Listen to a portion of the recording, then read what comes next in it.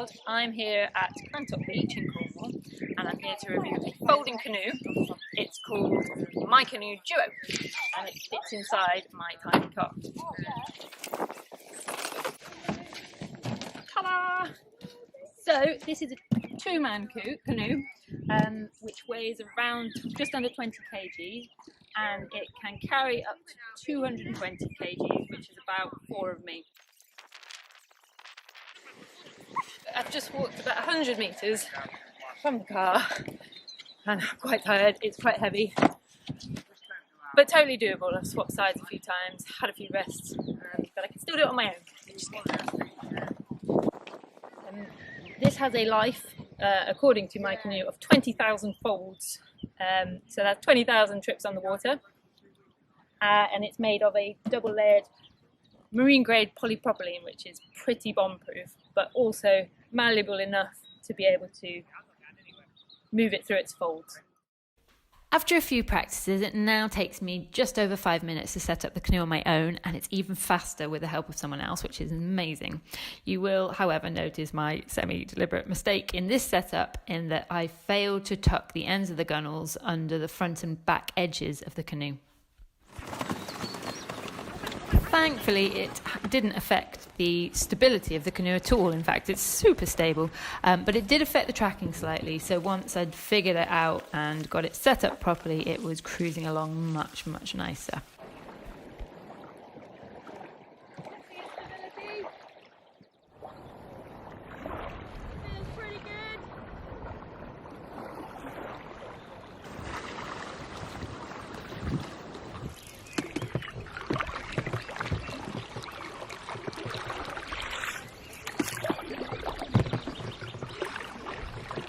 So our first little outing in the MyCanoe Duo has been rather delightful. We've had epic conditions. It's the most glassy water.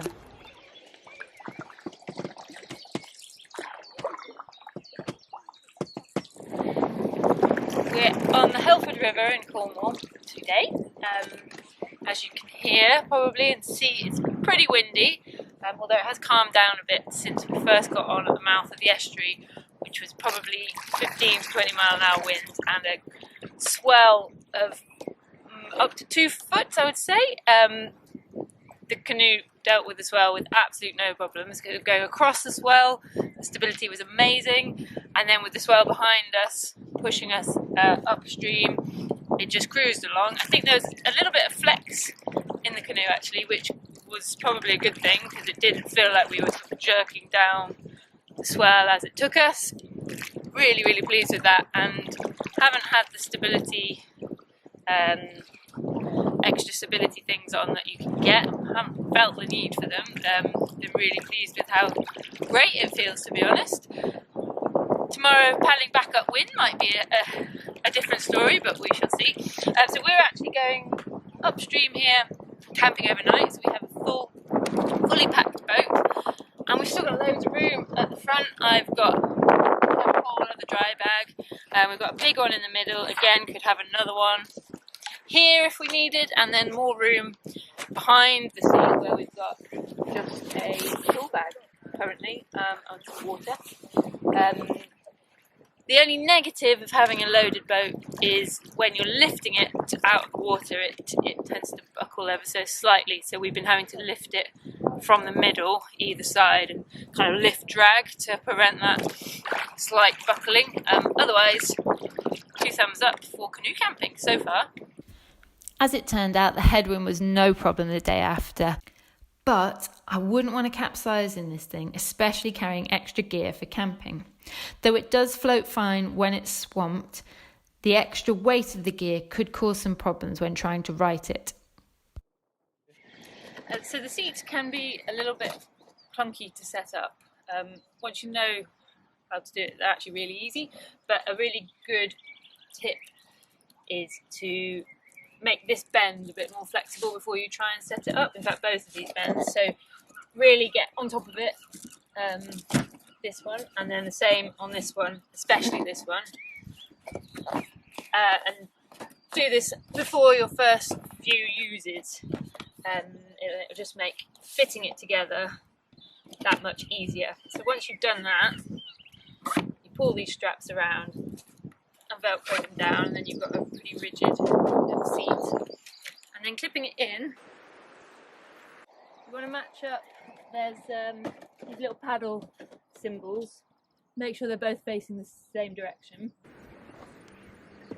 And then you put the little screw bits into the brackets and slide backwards, and they will click into place actually quite easily.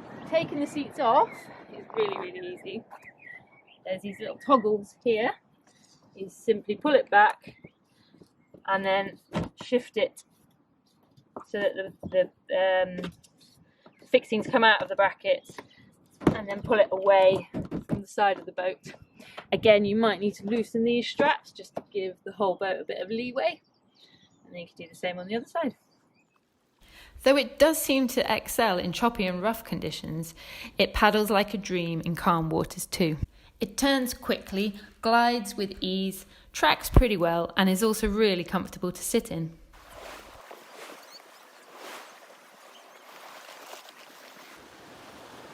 And finally, packing up the canoe is even easier than setting it up and takes me just over a minute to do on my own. So there you have it, the MyCanoe Duo.